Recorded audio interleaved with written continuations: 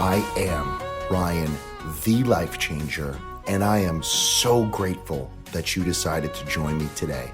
This podcast is called Unlock the Power of Your Mind. Let me ask you a question. Are you ready for your life to change? Are you ready to unlock the power of your mind? Are you ready to be the best version of you possible? I want to help you. I want this podcast to give new, positive meanings to the difficult times that you faced in your life. And I want to help you become the best version of you possible. This is your time. The change is happening for you now. I know you're ready. Let's help today to change your life. All right, ladies and gentlemen, thank you so very much for joining me on another episode of Unlock the Power of Your Mind. Ladies and gentlemen, I have a guest with me today that is going to absolutely inspire you with his story. And this inspiration is going to come on so many different levels. I feel so blessed and honored to have with me today, Kris Dim. Kris, how are you, my friend? I'm doing fantastic, Ryan. Thanks for having me on the show.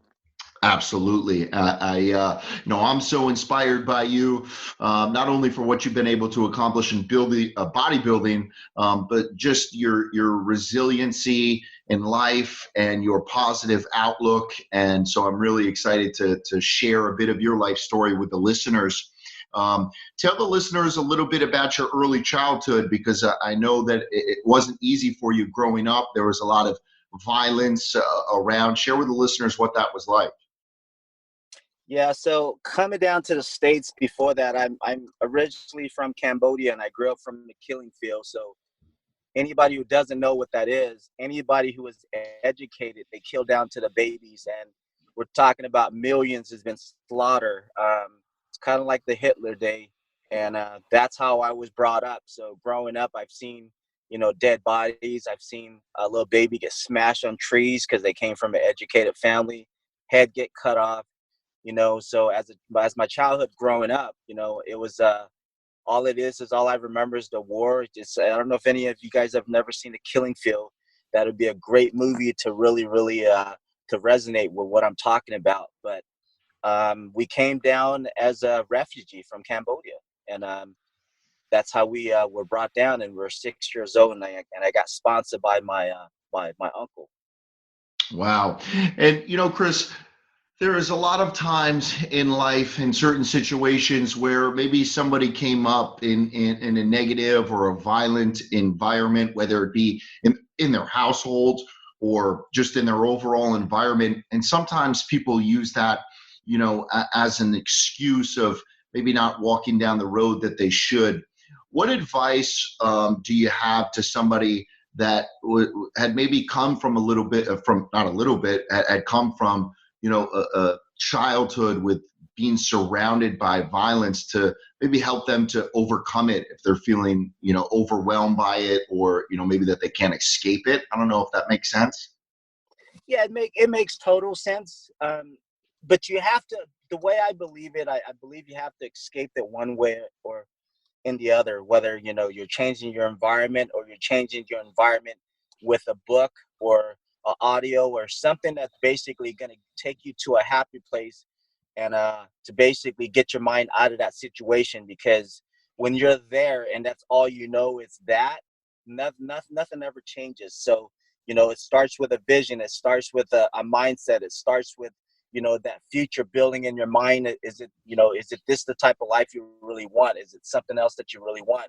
So it's hard to be in that environment, but at the same time you can get yourself out of it. Because when I came to United States, I mean, there was 12 of us in a 2-bedroom apartment, and we went to the Salvation Army to get a toy, and that's all we knew, and me going to the Goodwill, and when I found something that was, that I felt was a treasure, a brand new pair of, shoes or something, I'm so excited. And so a lot of time with us is we're always looking at, everything that's bad, right, versus everything that's good. So if you focus on the good thing in life, no matter what situation, what surrounding you're at, you're going to get yourself out of it. Wow. That's so powerful, and I guess growing up in the United States of America, we even myself, middle class, things like that, I would take for granted. Every year my dad would take me to the sporting goods store, and I would get to choose whatever pair of sneakers I wanted. And it's definitely relays a message of how important being grateful is, right? Oh yeah, absolutely, 100%. You got to wake up with gratitude, no matter what situation you're in. I mean, my girl and I just talked about it. No matter like today. I mean, the last couple of days I've been going through my little, and again, I'm always, my vulnerability will come out because I believe sometimes people need to hear it. But everyone always thinks Kris is this positive person, and he's always happy, upbeat, this and that. But I can tell you, the last couple of days, I start looking around and seeing people walking. I'm looking at myself. I'm looking at my situation. I'm looking at stuff that I used to do when I was walking, and I'm like breaking down in tears. And then I realized, you know what? There's always that saying, there's a guy who's got no shoes, and he's never really appreciative until he met a guy that's got no foot. Yeah. It's funny. I remember exactly where I was and the individual who told me that quote. It was my grandfather, and we were sitting at a diner, and I was complaining about something. I was a young boy, probably 8 or 9 years old, and I'll never forget my grandfather saying that line to me. So share with the listeners a little bit about what life was like. So you come to the United States. You were living in the two-bedroom. The two-bedroom house with 12 people. Were they some family members that you were living with along with your Yeah, mom and dad? they're all family member. When I first came down, we're sponsored by a Caucasian family. And when we first came to United States, and I didn't know what a refrigerator was, and being able to open up a refrigerator and, watching cartoon, and, and the kids were always watching cartoon, and I'm just like, how come they don't watch real people? And then, when you're a kid, because you've never seen it, then you watch real people, you're like, no, I like the cartoon better. but, but I remember, being in that family. And then, of course, um, when we're back in Cambodia, I mean, you eat the food that you have, or if you don't, it's going to go bad and it's going to get spoiled. Where, when you're in the United States, you got a refrigerator, and whatever you don't finish, you can put it in the fridge, and then you can take it back out and nuke it again and this and that. So to me, that was like all new, just to be able to see those things. And but but the biggest thing what I've learned is when I first came down was just, it was hard, like learning the language. I was in what they call ESL, second as English as a second language. Just learning everything, and then trying to adapt to the kids. And when you're in elementary school, kids are mean. Um, and so I dealt with that as a little kid, and then realized later on in life, of course, once I adapted to the state and the language and everything else, then I felt more at home. But overall, I think all of us are going to feel misplaced some shape or form, no matter what situation we're going through, until we get to a situation where we're comfortable with whatever it is. For sure. Kris, who was the biggest inspiration or the biggest guide or mentor to you in your formidable years, from the age of 6 when you came to the United States through high school? Who was your biggest mentor, and what was your biggest takeaway from that individual?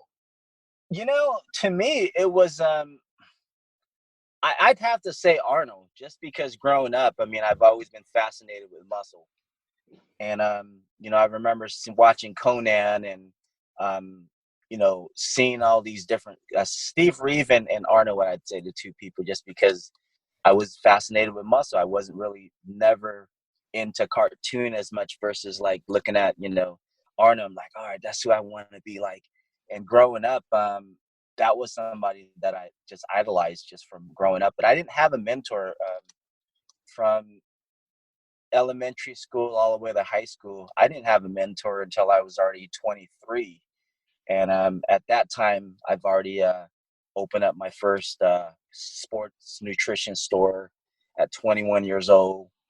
And then my mentor at the time, he was really humble, didn't even know he had money. Him and I started training together, and I went to visit him, had his job, and he owned this, building material business, over 25 acres of it.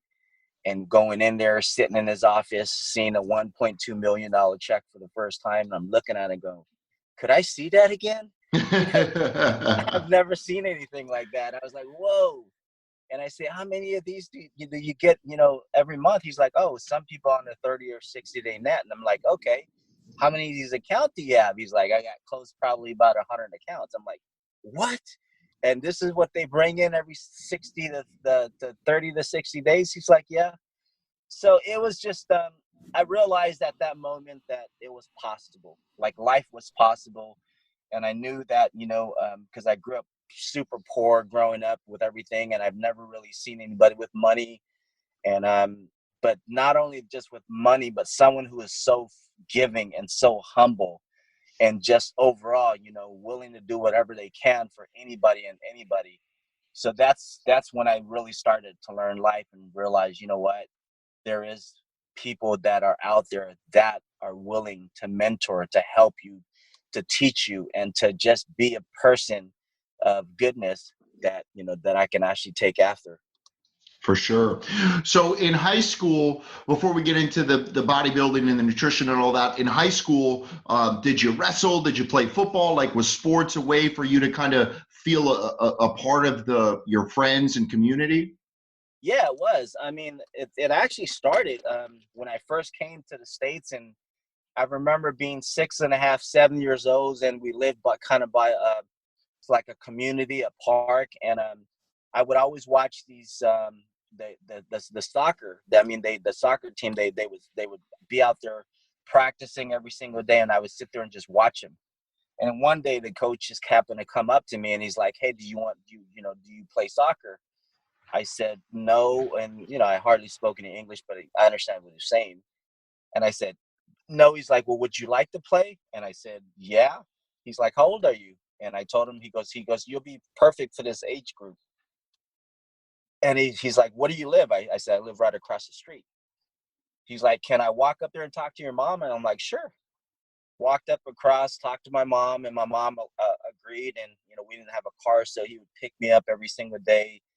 And that's how I started. I started playing soccer and then getting on the all-star team every single year. And when I got to junior high, I played basketball and played soccer again. And then I got to high school, so it was football, played baseball, wrestle. And then I stuck to wrestling altogether. And there was a coach that was our wrestling coach. He used to be a bodybuilder. And that's how I got into bodybuilding. He says, you know what? He goes, you have a lot of muscle. He said, you look like a Bruce Lee. He said, you ever thought about doing a bodybuilding show? And I said, I'm not putting on those little Speedos. Forget that. And, back then they didn't have physique and all what they have today. So I'm like, I'm not putting that on. He's like, you know what? He goes, you won't even notice it once you get on that stage. And sure enough, he talked me into doing a show, and I was 17. Did my first show and took home first place, best poser, and overall. And I got hooked from there. That's incredible. And so share with the listeners now, are you feeling a little bit more, Kris, are you feeling a little bit more, I don't know, Americanized, or a little bit more part of the community and the culture at this point? I mean, you're having success and you're kind of the number one, in bodybuilding and in wrestling. Is that making you feel more comfortable? Yeah, I mean, after elementary school, I started feeling more Americanized and everything else because, I spoke like everyone else at that point, like how I am now. So, I felt more at home, and sport was the way to go. And I also ran cross country in junior high too. So that's another thing that I did. Awesome. But yep, go ahead. yeah, so I started feeling more in the community, and I started feeling more at home, and I start feeling the confidence starts boosting up. And and then after wrestling, even my freshman year, I wrestled 98 pounds, believe it or not, soaking wet. and I wrestled varsity my second half of my freshman year. Oh my gosh. So you were extremely talented then. And the reason, Kris, the reason that I asked that question is because it would have been very easy for you to stand in the back of the classroom. It would have been very easy for you to say to your coach or future coach at the park that day, because you didn't even really speak English, right? No, that's okay. But you didn't. You stepped out on a limb and you put yourself out there. And what I think is inspirational about that and how we need to help the youth is because a lot of times there are these kids that are left out and maybe they just don't feel like they belong or that they will ever belong. And I think you're a tremendous example of, no fear and just going out there and doing it and not feeling sorry for yourself or feeling left out. And now look, right? You were at the end of high school, you're the varsity wrestler and you're winning bodybuilding competitions. What advice do you have to the kids out there that maybe feel like they're left out or on the sidelines? You only know what you've done, what you've tried. And if you don't try it, you're never gonna know. And a lot of time it's we all live off of fear because that's just what it is. And I just talked about this morning with my girl. We're all gonna be fearful. We're all gonna be afraid to do something new, and we don't like pressure. So we like to stay in our comfort zone. But our comfort zone will never get us anywhere in life, no matter what it is. And so you have to be able to put on that pressure to actually to be something or do something as far as with your life. And so and unless you really are gonna want to change, you got to do something different. You got to do something that you haven't done, because if you keep doing the same thing, it's like a definition of insanity, right? So how do you expect different results? We want more money, we want more happiness, we want more joy, we want more friends, we want to be happier. But then at the same time, we're not doing any of those things that's going to make us any of those that we just talked about. So no, Sure. you have to basically put yourself on a limb. Awesome.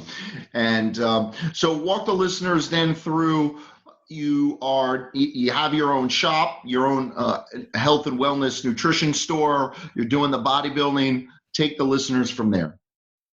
Yeah. So I opened up my first Max Muscle sports nutrition store when I just hit 21, soaking wet. And I tell this story and people laugh at me. And the reason why is because most people will never do it. I don't know if you remember, Ryan, but I had a hatchback Hyundai that smoked. Okay. And so if you're behind me and you're at a light, I feel sorry for you because you're going to be getting smoked out. And so I had a Max Muscle Sports Nutrition sticker on the back of my Hyundai hatchback. And, and I remember saving money, and my mom borrowed some money from me, and I had $23,000 soaking wet to open up my first sports nutrition store. I couldn't afford any employee. I did all the remodeling myself, didn't know shit about constructions or anything like that. But I just went ahead and did it because I wanted more. So being that said, how many of us would be embarrassed for driving a Hyundai, and not only that, putting your Max Muscle sticker nutrition store in the back of that Hyundai so everybody would know that, hey, there's a guy with a hatchback smoking Hyundai that owns that nutrition store, Yeah. or whatever it is. That's somebody who truly believes in themselves. That's how I see it. But you're absolutely right. It takes a lot of courage to do that, for sure. Yeah, and more than anything else, it's not so much as just who's got the courage. Someone who really want more in life. Someone who really want it bad enough to where they don't care what other people think about. They don't care what other people say, because they know that if they do what they need to do, sooner or later, they're going to get themselves in a situation where they're going to be better off. Love it, man. Love it. So how did the store go? Did you end up opening more stores, or did that kind of help to parlay you into, even a greater success in bodybuilding? Walk us through that.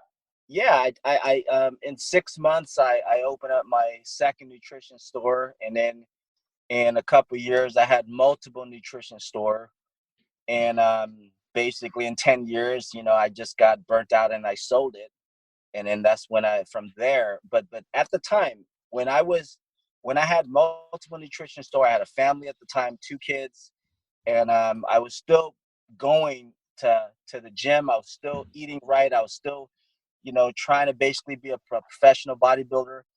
So even though I had multiple nutrition store, it wasn't about that. It was a multiple nutrition store, and having a family to top it all off, and basically having goals of being a professional bodybuilder at the same time, all at the same time doing it. And how old were you at that time, Kris? At that time, I mean, I remember I started training, did my first show when I was 17. Um, I did my national show, the USA show. Well, I won the Mr. California when I was 21 years old, NPC California. Let's go back a little bit. 19 years old, I won the Natural Universe Teenage, and I also won the Open. So I was Mr. Open Universe, and then I was also Open Mr. Natural Teen Universe. So I won both at 19 years old. At Incredible. 21, I won the NPC Mr. California, and 23 is when I started doing the national shows. And so I had my nutrition store all the way until I was, let's see here, all the way through. So like until I was 30 years old, 31 years old is when I had it till. So for 10 years, I didn't turn pro until I was 30. So that tells you from 17, started training at 14 years old, didn't turn pro until I was 30 years old. It took me 16 years to turn pro. How many people were giving up? Ooh. I mean, number one, how many people would have given up or not wanted to grind it out for as long as you did? That's a tremendous message for the listeners to hear. And I think the other message that I'd love for the listeners to absorb is, ladies and gentlemen, this is somebody that came to the United States at 6 with nothing. And here he is in his mid-20s, and he's living the American dream with a family. He's an entrepreneur pursuing a professional sports career through bodybuilding. I mean, that's absolutely incredible achievement in 20 to 24 years, Kris. Yeah, and the entrepreneur spirit's always been there, because I haven't worked for, I think I always use the term I'm allergic to boss. And I mean, I haven't had a boss, since I opened up my first Max Muscle store to today. I'm 45 today, and it's still the exact same way. It's, have I failed numerous times in business? Absolutely. Have I succeeded in business numerous times? Absolutely. But you know what? Life without failure is life without knowledge and success anyway. Absolutely. So you put in a tremendous amount of hard work. You're officially an IFBB pro bodybuilder. You're 30 years old. Take the listeners on from there, because I know you had some health issues that you battled through and then came back again. Yeah. So 30 years old, I got my pro card at the NPC Nationals. And remember, it took me 16 years to turn pro. And this is how life works the exact same way. It's kind of like pumping a well. You keep pumping, there's no water. Keep pumping, there's no water. Keep pumping, there's no water. You keep pumping and you get ready to quit, and the water's right at the top. And now suddenly now you quit and the water goes back down. Well, that's how it was for me, is that when I turned pro at 30 years old in 2003, 4 months later, I competed in my first pro show. All the guys that I've seen in the magazines, like Chris Cormier, Gustavo Bedell, all these top pros that I'm looking in the magazine and seeing them, 4 months later, I'm at the San Francisco Pro competing with them and beating them and taking top 3 and qualifying for my first Mr. Olympia right off the bat as soon as I turned pro.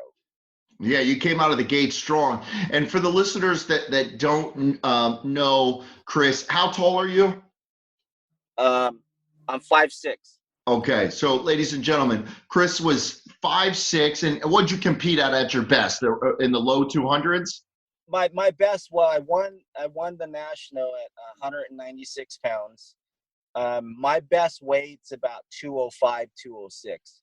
I've Okay. competed as heavy as 217, and I've been as heavy as 240 with abs in the off season. Wow. Okay. So 5'6", we'll say 205 pounds, competing against IFBB professionals that are, I mean, how big was Marcus Rule? Wasn't he like 6'5", 270? 285, beating Marcus Rule, and then of course Ronnie outweighs me by about 100 pounds.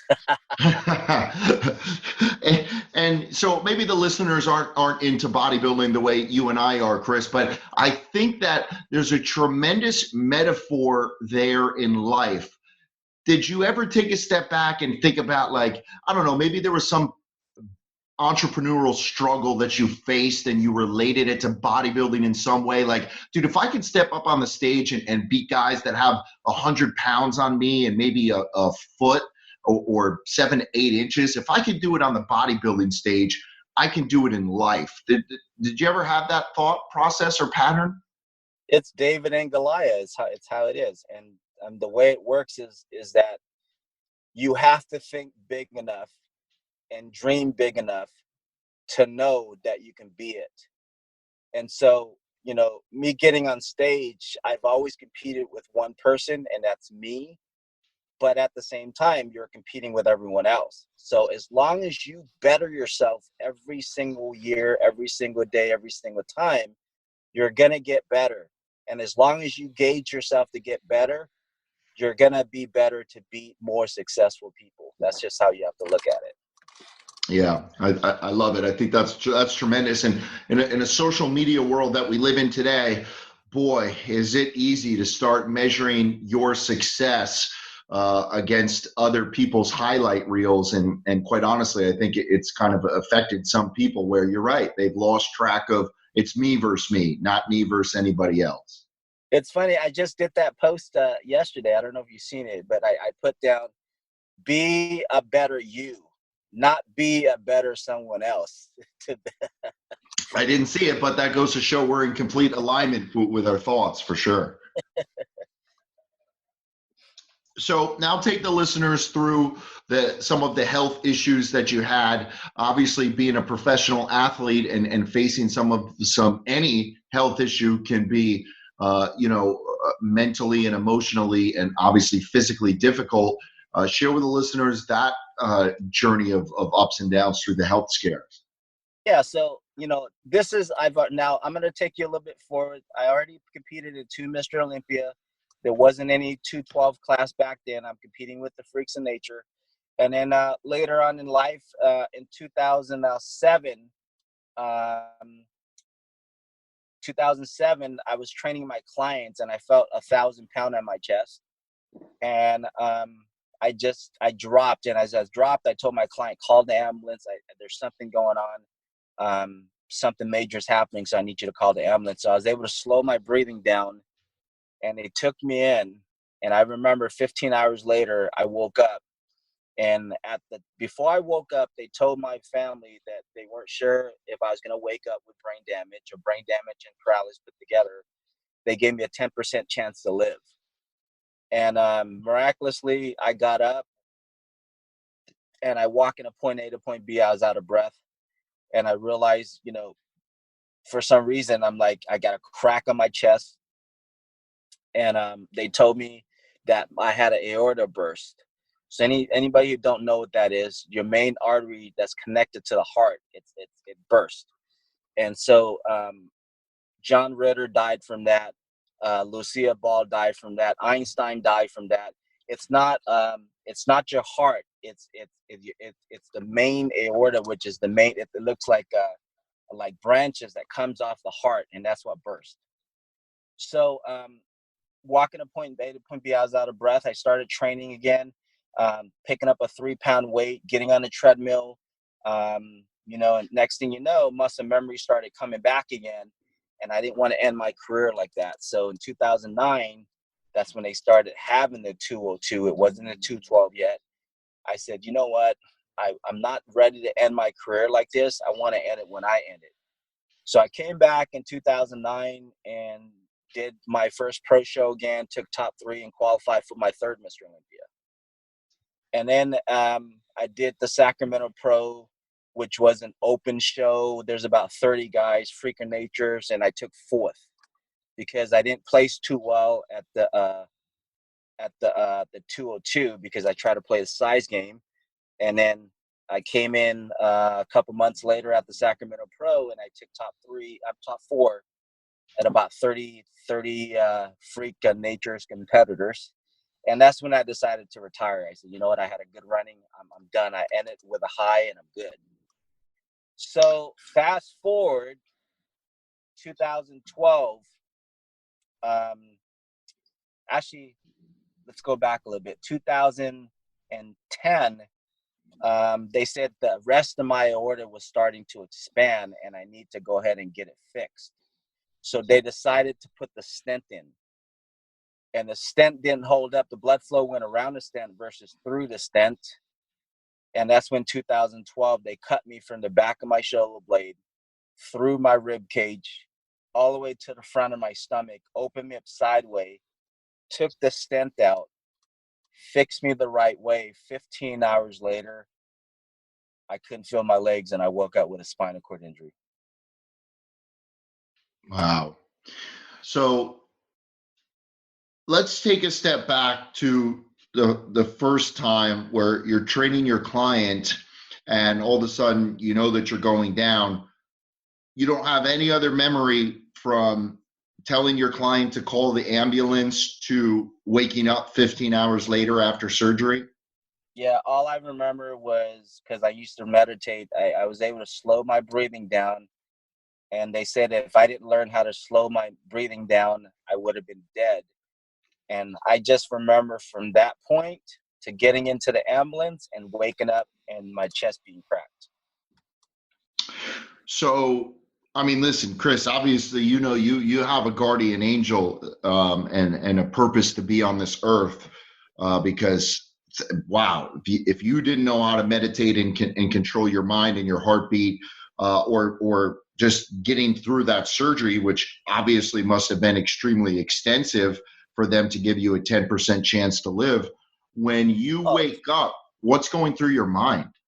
Oh, I believe you 100% because, when you have an aorta burst, 99% of the people don't live through it.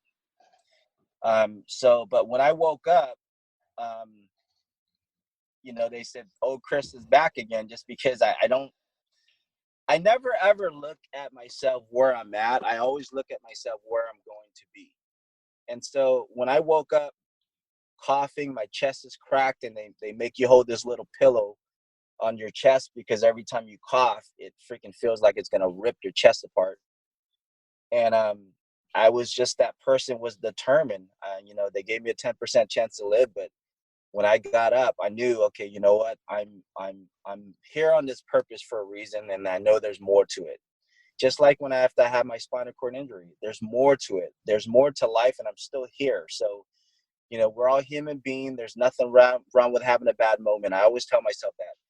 There's nothing wrong with having a bad moment. Just don't allow yourself to have bad days. Bad days turn into bad weeks, bad month, bad year. And it's going to be that much more harder to try to pick yourself off of that and get yourself back to normal again. For sure. So, I mean, here we go again, right? The fighter comes out. You overcoming the odds, and then another incident. You've got to go back in for surgery, and then this freak thing happens in the surgery where you have the spinal cord injury. Walk the listeners through, because listen, whether it's going to be different for everybody, but we all may have those moments where it just feels like, wow, can my life get any lower, or why did this, or what am I going to do facing such a large adversity? So share with the listeners what was going through your mind and how you were able to overcome it and keep that tremendous attitude and outlook that you have, because it's certainly not easy to have it. And maybe you can share with the listeners some tips and tricks on or actionable strategies on how they can keep that mindset like you did, Kris? Yeah, so when I had my spinal cord injury, they sent me to a rehab location just to be able to transfer from the wheelchair to the toilet to the bed, just all the basic things we take for granted because the legs, you don't have the leg strength. And I remember the doctor coming in and he says, you know what? I'd love to put you on an antidepressant. And the reason why is because you're going to go through a lot of highs and lows. And so, this is going to help you out. And I said, doctor, I'd love to take it straight on. I love to deal with it. And whatever comes my way, I'd rather just go ahead and just take it. And so what got me through it, I'll be 100% honest, was YouTube. I'm not going to lie. I put nothing but motivational stuff in my ear every single day, every single night, because I could not afford to think for myself at that time. I knew that if I thought for myself, I wasn't me. And so, by putting in Tony Robbins, putting in motivational stuff, putting in, meditation stuff, putting in stuff that I know that can help me out. And that's who I needed to listen to at the time. And that's how I got through it. Because if I didn't have, motivational stuff to listen to, then what happened is that the enemy will start to get a hold of your mind. And at that moment, at that time, I couldn't afford to let the enemy get a hold of my mind, because I knew that if the enemy get a hold of my mind, then that's when I'm going to drop. Yeah.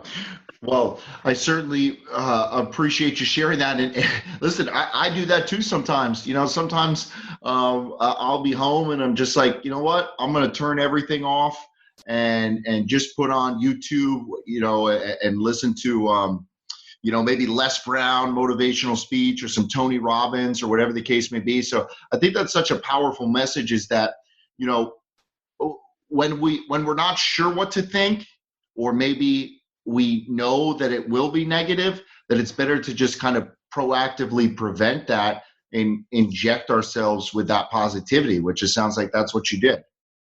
Yeah, 100%. I mean, if you're feeling down, put something that, is going to lift you back up. If you're feeling unmotivated, put something that's going to motivate you and get you back up, no matter what it is. I mean, even if you're like, you know what, I'm fat, I'm out of shape, I really got to get myself back in shape, then put something that's going to get you in shape.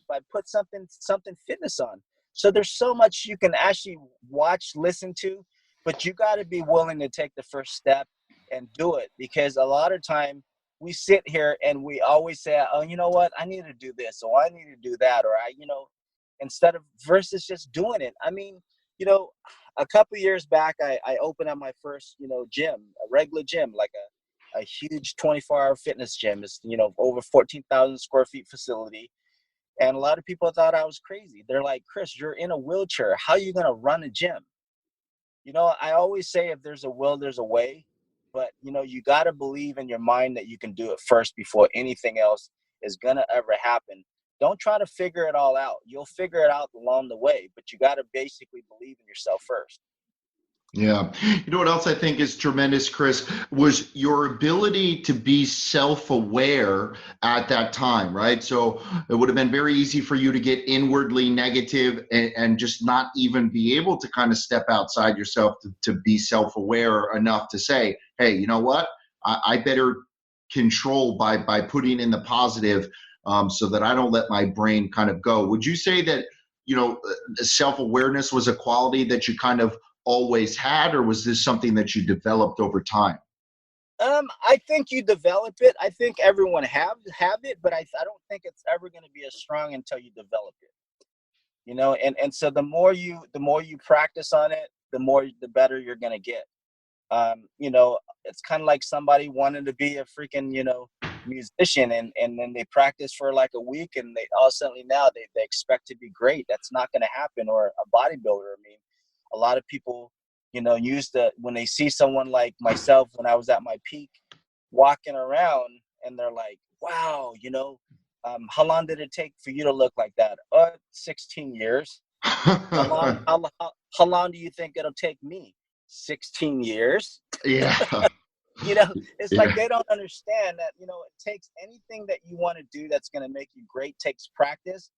over and over again. And even if you get great at it, it still takes practice beyond that. For sure. And so share with the listeners a little bit about what your life is like now. And you're still actively competing. I know you were just on stage at one of the largest bodybuilding stages that we have in the country at the Arnold Classic. Share with the listeners, what you're up to now. I believe that the mind is so powerful that you could do anything. And so when I had my spinal cord injury, you figure life is over. You go from the #1 Asian bodybuilder in the planet, being in the first Flex magazine cover, Muscular Development cover, Muscle and Fitness cover. You go from all these covers, and then next thing you know, overnight, you have a spinal cord injury, and you can never do anything again. And so the only reason why it's been 10 years since I did a show. The only reason why I came back to do a show was to prove to people, no matter what life throws at you, and if you feel your back is against the wall and you feel you cannot do anything else, trust me, you can always do something. And that's what happened. That's why I came out of it, is because in 10 years, I came back and I did a show. Not only a show, I did a show as a paraplegic in a wheelchair. And so when I came back, people, again, thought I was crazy. They're like, what are you doing? Why are you coming back and doing a show? And when they saw me on stage and I take second at the biggest show on the planet, and they're like, oh, God, Dim looks good. And all of a sudden now, they praise you once you put in the hard work, once you give it everything you got, once you put in all your blood, sweat, and tear. And then when you place well, they love you. But if you place shitty, then you're the bad person. But at the same time, I came back just to prove to people, no matter what circumstances, what situation you're in, you can always overcome it, and you can always be on top of the world again, no matter what you do in life. I love it, man. And I think you said something there that I want to touch on for the listeners about praising you. And I know sometimes that even for myself, right, you go through life and we're putting in the work, and sometimes it feels good to get that pat on the back or the praise along the way. But it's most important that you praise you rather than waiting for it to come from anybody else, right? Because there would be some people that even after you placed second, which is just absolutely incredible, stepping back on stage after that long and everything that you went through, but there was still probably some people that hated on you for your success, and some people that probably praised you for your success, but you stuck by yourself and you believed in yourself all the way along. And I think that that's such an incredible and powerful message, Kris, of what you embody, that I want the listeners to embrace. You're the star of your own movie, no matter what it is. And you have to be the one to star in it, not anybody else. So the biggest thing is you got to understand is that if you don't believe that you can be the star, then it'll never happen. So true. So true. So what's next? Or what, I know you do some coaching and you work with people. Tell us, the listeners about what you're doing for work now and how you're helping people. Are you going to get back up on stage again? Yeah, my girl and I, we own a Fit Body Boot Camp, which is obviously helping the general public. I've tried, I've done the gym thing and I, but at the same time, what we do now is we take people that are out of shape. We take people that, need to boost their self-esteem, and we focus on fitness, nutrition, accountability, making sure they're coming in, making sure they set a goal so they can hit their goal and set new goals. And so we're helping 75% of the mass right now with, as far as a Fit Body Boot Camp. And Awesome. besides that, and trying to basically grow and be successful with that, now we also have 6 months to set another goal to do the wheelchair Mr. Olympia, because I want that title. I want that title, Ryan. I love it, man. I love it. That's great. Well, Kris, I feel so grateful and so blessed that we were able to connect, and your message of inspiration and just your positive attitude, man, is so contagious and so inspiring. I love it. And I know that the listeners are going to take away so much from our conversation today. They need to start connecting with you and consuming your content. Where can they find you on social media, Kris? Yeah, you can find me on IFBB Pro, and then Kris, Kris, and then Dim, Dim, Kris Dim. Or you can go to Facebook and you can find me on, again, Kris Dim. You'll click on Kris Dim and find it. Awesome. Either way, and then you can message me on both of those platforms. I'm always there. You always get a message back, just because to me, there's so many people out there who will ignore people, and to me, I don't work like that. And sometimes my girl gets a little mad at me because I'm on there so much, because I don't know how to not message people back. If there's a reason why, if they're messaging me, obviously they're crying out for something, or they just want to give you a pat on the back. And so wherever it is, I love all of it. So you know what? Send me a message. Awesome. Well, Kris, thank you so much for your time. God bless. And 6 months from now, when you are the Arnold, wheelchair Olympian, man, we got to have you back on. Absolutely. Anytime, Ryan. I appreciate you. All the best, Kris. God bless. Bye.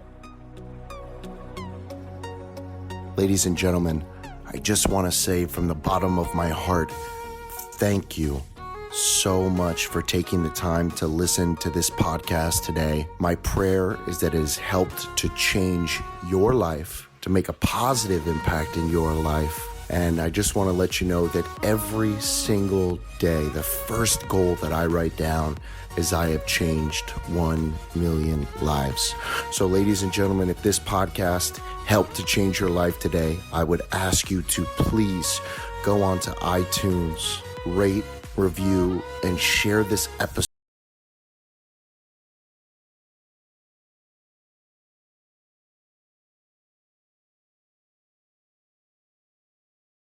Go out there and be great today. Make a positive impact in the world.